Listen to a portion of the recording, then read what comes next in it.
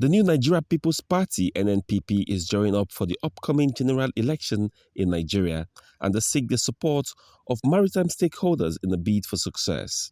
The maritime sector is a vital part of the Nigeria economy, and it is one that has been neglected in recent years.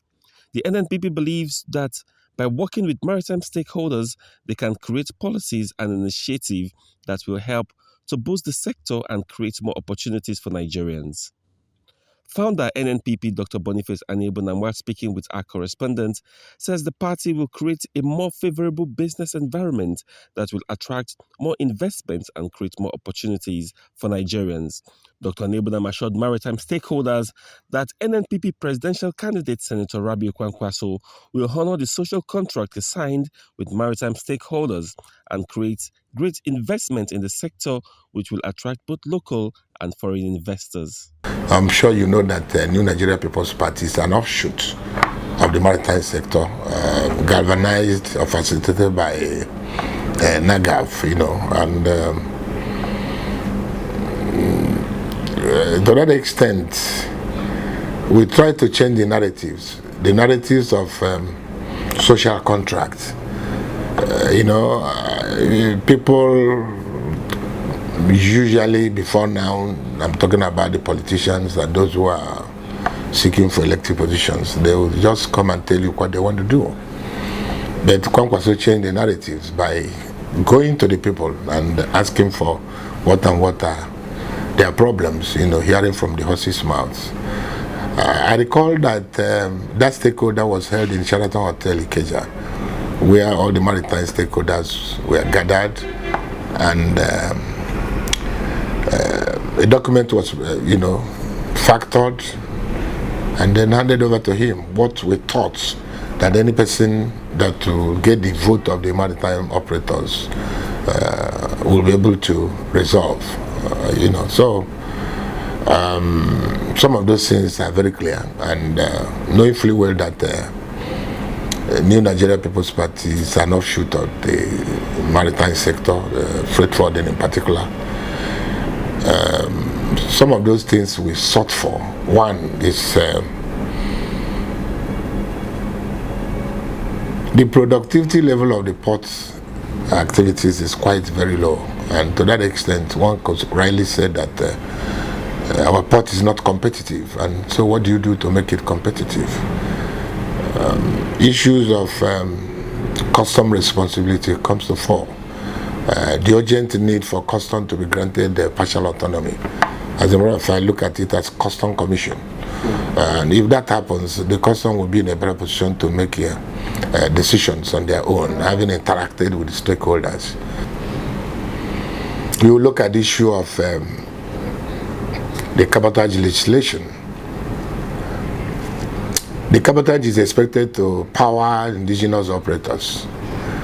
Here again, the waiver clause in that legislative instrument does not create that opportunity for indigenous operators to move, and that takes us to the issue of corruption. So these issues need to be addressed. Nigeria should fly a flag. We don't have vessels coming into Nigeria, and so imports into Nigeria is basically on, especially on export, is on FOB value, and the goods coming to Nigeria is a cost insurance freight. You see the volume of cargo in this country and see the amount of money we are losing. So that is a very serious hiccup as far as we are concerned. A lot of traders are not really very happy with the customs, especially on the issue of intervention forces. Now, traditionally, you have the Federal Operation Unit, whose responsibility is to intervene when there's a reasonable information. Here we are, you find out there are other segments of intervention forces of the customs that seem to breach, trade flow within the federal highway and of course the city road. That has to go as fast as possible, as soon as Kwankwaso comes into play. The truck terminals.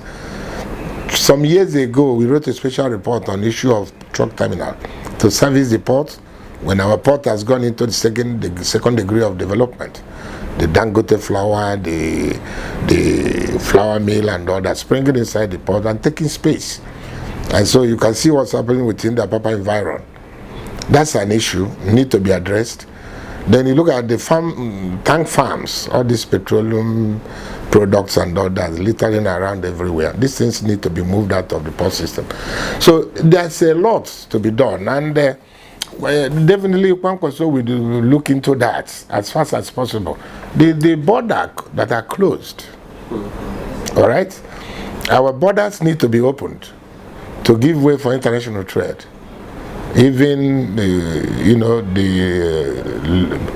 African region to be able to, the ECOWAS treaty should be able to function, and if it's to man our borders effectively, that is the responsibility of the government to ensure that those things are up, so that we can police our borders from even external aggression and things like that.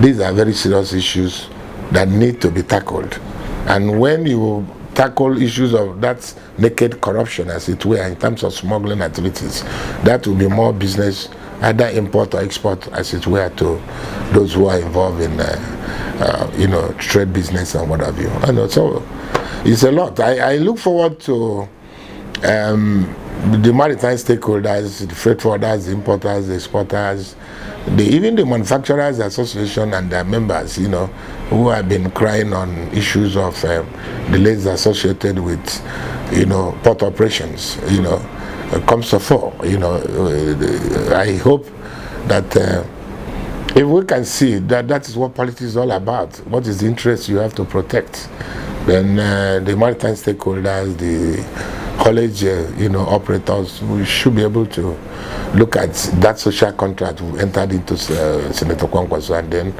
be able to vote him into power. He also urged general public to be of good behavior in exercising their civil rights. Saturday is the D-Day. I look forward to every person in the maritime industry to see the New Nigeria People's Party as our own. And Kwankwaso is there. And we can always reach him should we have any problem, as opposed to any other person that might be coming in. Okay, so either you're a freight forwarder, or a ship chandler, or a manufacturer, or you name it. As far as the port operation is concerned, this is our own, and we need to go that direction. Brownson Uwana for Nigeria Maritime TV.